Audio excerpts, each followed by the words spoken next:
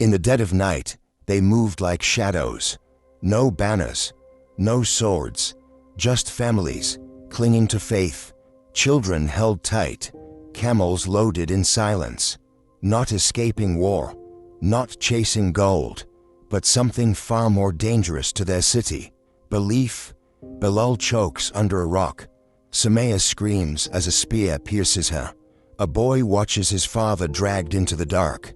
In Mecca, the message of one God was no longer just rejected. It was hunted, crushed, and blood had already been spilled.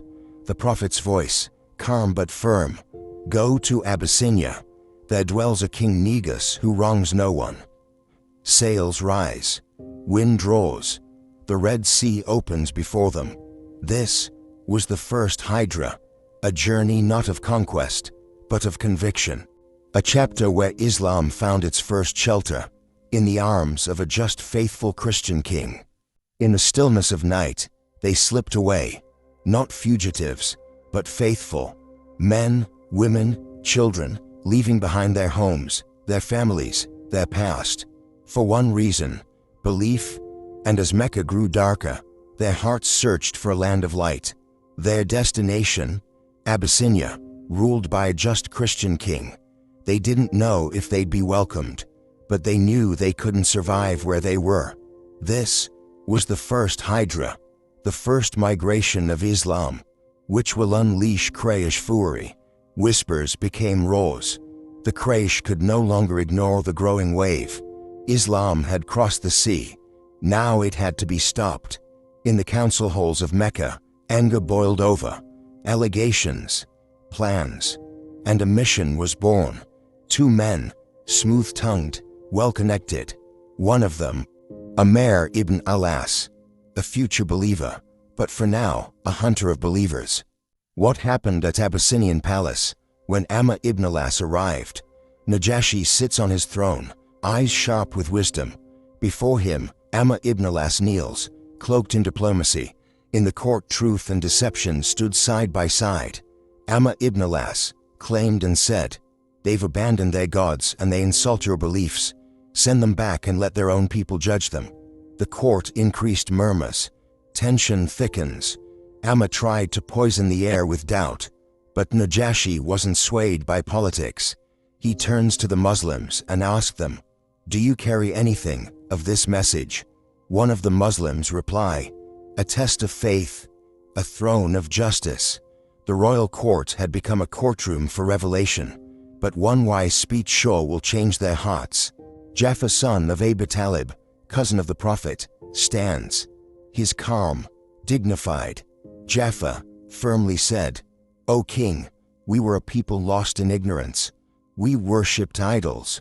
We buried our daughters alive. We knew nothing of justice, compassion, or truth. Then a man came to us, one we knew for his honesty.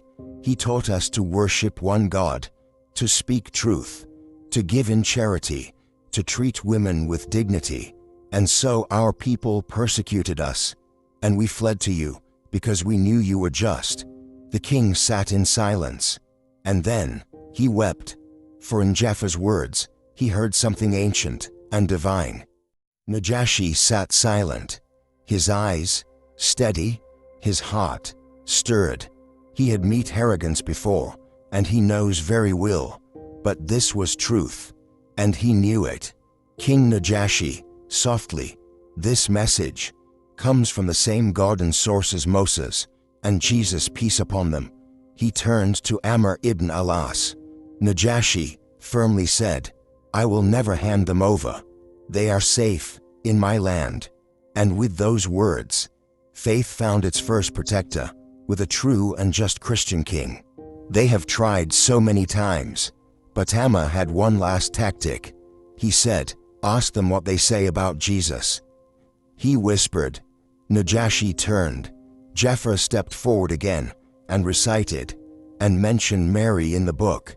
She withdrew from her family, and we breathed into her of our spirit. Silence, and then tears. Najashi, softly, "What you've recited and what we believe are like two rays from the same lamp." And with that, He drew a line in the sand. Not even a mountain of gold could make me betray you. In Abyssinia, far from the deserts of Mecca, Islam found its first home, not in a Muslim land, but in a Christian one. The Prophet's words had come true. There dwells a king who wrongs no one. Here, they weren't hunted. They weren't tortured. They were free. The seeds of a global faith, planted in the soil of peace. The Prophet, may God bless him and grant him peace, walks silently. His face is bruised. A woman spits in his path. But back in Mecca, the storm was just beginning. The message had crossed the sea, but at home, the pressure tightened. A whisper becomes a wall, a boycott, a siege, and soon, a death that would shatter the Prophet Muhammad. May God bless him and grant him peace. Heart. Next time, the year of sorrow. Don't forget, dear. Subscribe, comment, like and share the journey.